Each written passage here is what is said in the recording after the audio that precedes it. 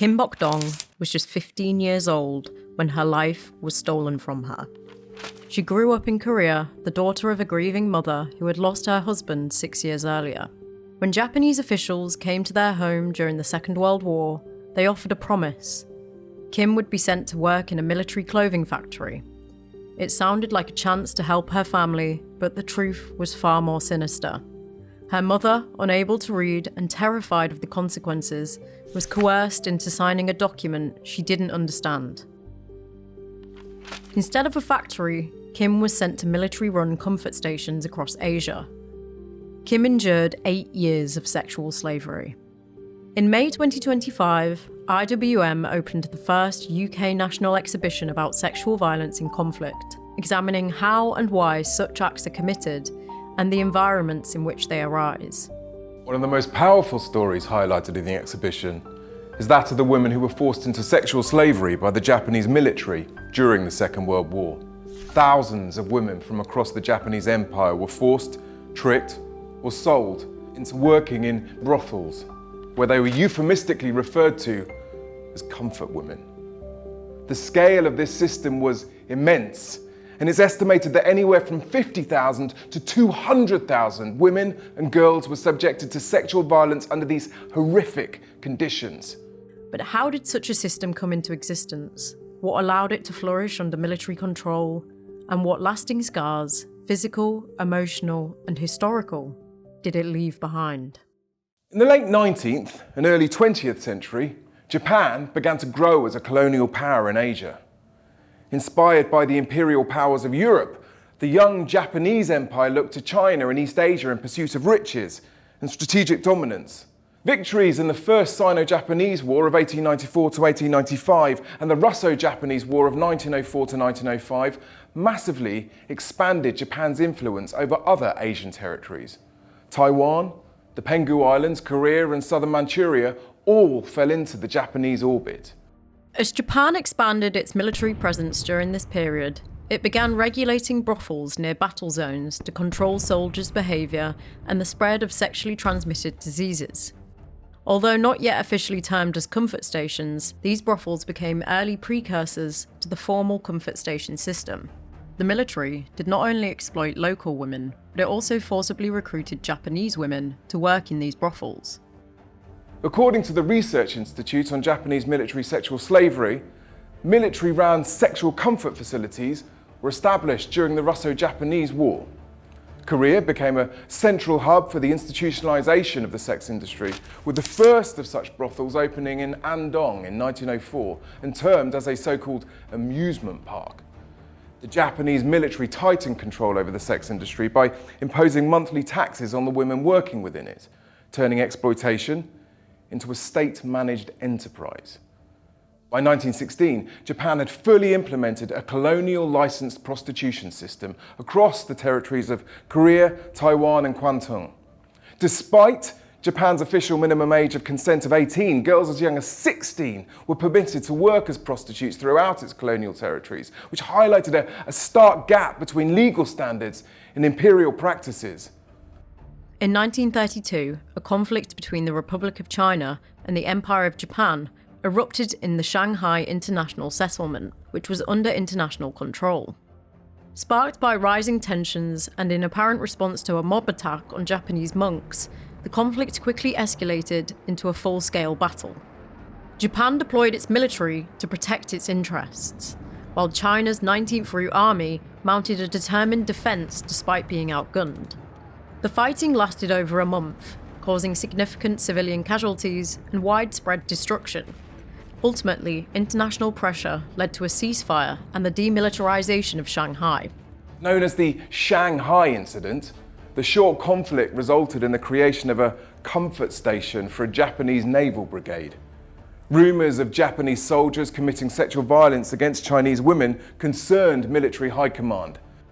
General Yasuji Okamura, serving as Vice Chief of Staff on the Shanghai Expeditionary Force, advocated for the creation of these facilities to regulate soldiers' conduct, reduce sexual violence, prevent disease, and suppress anti-Japanese sentiment. Officials also believed that controlling the sex trade would limit the risk of sensitive information leaking to local civilians. The Shanghai Incident became a defining moment in the history of Imperial Japan's sex trade. However, 5 years later, Japan's actions in the Nanking massacre would dramatically increase the size of the system. Years of tensions between Imperial Japan and the Republic of China resulted in the outbreak of a full-scale conflict in July 1937. Having already taken Manchuria, the Second Sino-Japanese War saw devastating battles, with Japan fiercely fighting to grab more land and key cities in China. In December 1937, Imperial Japanese forces initiated a terrifying and rapid campaign, entering China's then capital, Nanking, unleashing a wave of terror. The population of Nanking faced brutal sexual violence, assaults, forced separations, and the burning and looting of property. The massacre did not discriminate. Men, women, and children all suffered under the unimaginable violence. Following the mass rape of civilians in Nanking, the so-called comfort station system became fortified. Word of the atrocities spread, and Japan faced criticism on the world stage. Concerned about the damage to Japan's global reputation, the Japanese High Command consequently expanded and cemented the comfort station system across their empire to reduce the scale of rapes committed by their soldiers. 4 years later, Japan would face a conflict on a scale never before seen in human history. The attack on Pearl Harbor in 1941 against the United States launched Japan into the Second World War, allying with Nazi Germany and fighting by land, sea, and air in the Pacific. Japan's war against the United States resulted in the expansion of the comfort woman system into Southeast Asia and the Pacific. The military began sourcing comfort women from territories beyond mainland Japan. The presence of an established system of licensed prostitution in Korea particularly facilitated the large-scale recruitment of women from military-run comfort stations. Recruitment into the comfort women system was typically conducted through the use of force in kidnapping, or deceit and false promises of finding work as nurses or factory workers. Women and girls from across Japan, Korea, Malaysia, Indonesia, the Philippines, and even the Netherlands were abducted and tricked. The military employed middlemen to commit these acts. These men were often government employees, police, agents, or even Japanese and Korean civilians who acted as private recruiters. Girls aged between 14 and 19 were often the prime target. The military set up comfort stations in buildings such as schools, factories, and even former restaurants. Conditions were overwhelmingly brutal and dehumanizing. This sign behind me is from a comfort station in Burma. It signified to those attending whether it was open or closed. The women worked long hours with an often continuous flow of soldiers entering and exiting. Many women and girls were forced into having sex with up to 40 men a day. Venereal disease, pregnancy, and severe beatings were widespread. Despite the stations employing medics to inspect the women's bodies on a regular basis, these men also often abused their own positions. As Allied forces struck hard in intense naval, air and land battles, the comfort women followed the military. The Japanese army transported the women across the shrinking empire to serve soldiers in key conflict zones. The military moved the so-called comfort women to places such as Hong Kong, Singapore, Indonesia and Malaysia as Japan began to retreat. Makeshift comfort stations were established in remote and volatile areas, including those surrounding the infamous Burma Railway, also known as the Death Railway. Often under aerial bombardment in the war's closing months, the women were still forced to perform sexual acts. Behind me is a permit for a comfort station. The permit has information about the station itself, the soldier who's attending it, and the unit of the Japanese Imperial Army that he's a part of. This indicates to us how popular and how widespread these comfort stations were. By August 1945, the Japanese military were facing heavy losses at the hands of the Allied powers, and yet the Japanese command still refused to surrender. On the 6th of August, President Harry S. Truman ordered the dropping of the first atomic bomb on Hiroshima, obliterating the city and launching the world into a new era of warfare. The second bomb, dropped on Nagasaki on the 9th of August, came on the same day as the Soviet invasion of Manchuria, a key piece of territory in the Japanese Empire. The attacks devastated the Japanese military and infrastructure. Just after midday on the 15th of August, Emperor Hirohito announced over radio that Japan would accept the terms of the Potsdam Declaration. On the 2nd of September 1945, the formal signing of the Japanese Instrument of Surrender took place on board the USS Missouri in Tokyo Bay, officially ending the Second World War. But while the Japanese soldiers returned home, the fate of thousands of comfort women remained unclear. As the Japanese surrendered in August 1945, many comfort stations were hastily shut down and abandoned. Evidence of the military's crimes and documents on what took place were burned. Soldiers left the women behind and, in some cases, even killed or forced them to commit suicide as a way of concealing the truth.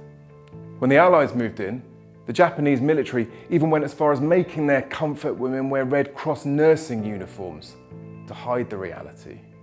I said they're the funniest looking hospital staff and Red Cross that ever I saw in my life. They were tarted up, they had lipstick on and rouge on their cheeks and goodness knows what. So I said to him, look, I smell a bit of a rat here. I'd like to question these women. He said, don't waste your time, Sergeant, let's go. And I said, oh, all right. Of course, what they were was comfort women.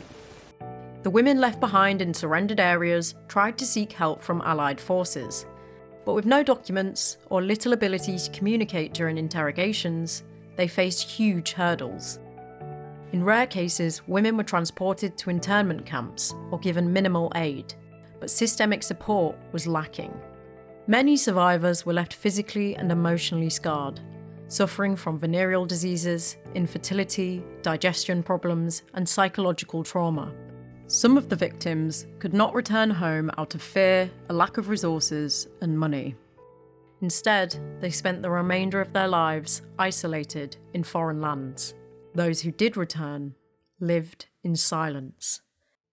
Japan's brothel system became one of the largest instances of human trafficking in history. But the stories of the women's suffering were kept locked away for more than 5 decades. The first known comfort woman to publicly address the issue was Kim Ha-sung, a Korean survivor who broke decades of silence in August 1991. Her testimony marked a turning point in the global understanding of Japan's wartime sexual slavery system. From then on, more and more survivors and relatives began to voice their traumatic experiences. Since the 1990s, the Japanese government's response to the comfort women issue has taken a number of forms. The 1993 Kono Statement offered an admission of military involvement and expressed remorse, followed by the creation of the Asian Women's Fund in 1995 to provide compensation. In 2015, the Japanese and South Korean governments appeared to have reached a breakthrough. A formal agreement was made to establish a foundation dedicated to supporting surviving Korean comfort women, now chosen to be known as Halmony. The Japanese government made a donation of 1 billion yen. Both governments declared the matter finally and irreversibly resolved, if the terms were faithfully implemented. However, the agreement was met with some criticism in South Korea, particularly from survivors and civil society groups who felt excluded from the negotiation process.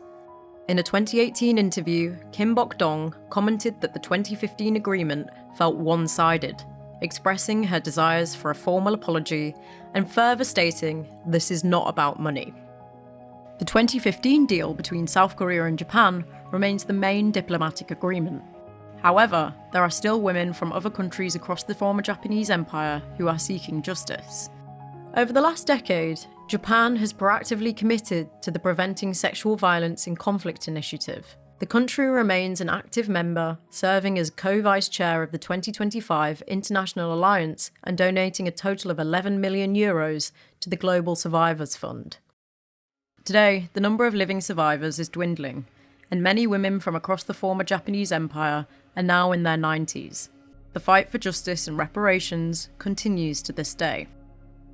The Wednesday demonstrations, which began in 1992 outside the Japanese embassy in Seoul, have become a symbol of continuing resistance and remembrance. Held weekly, they demand justice, legal reparations, and historical recognition. and have inspired global solidarity through education campaigns, legal advocacy, and the poignant statues of peace. The Statues of Peace are bronze memorials created by Kim So-kung and Kim Eung-sung, honouring the victims of Japan's wartime system of sexual slavery. The first statue was installed in 2011 directly in front of the Japanese embassy in Seoul, South Korea, symbolising a demand for recognition, apology and justice. Depicting a solemn young girl in traditional Korean dress, often accompanied by an empty chair and other symbolic elements, the statue sparked a global movement. Replicas have since appeared in cities worldwide, serving as powerful reminders of historical trauma and the ongoing struggle for accountability. Few survivors of the comfort women system remain today, but their stories and their history show the importance of creating spaces where conversations about sexual violence in conflict can happen openly, without shame or silence.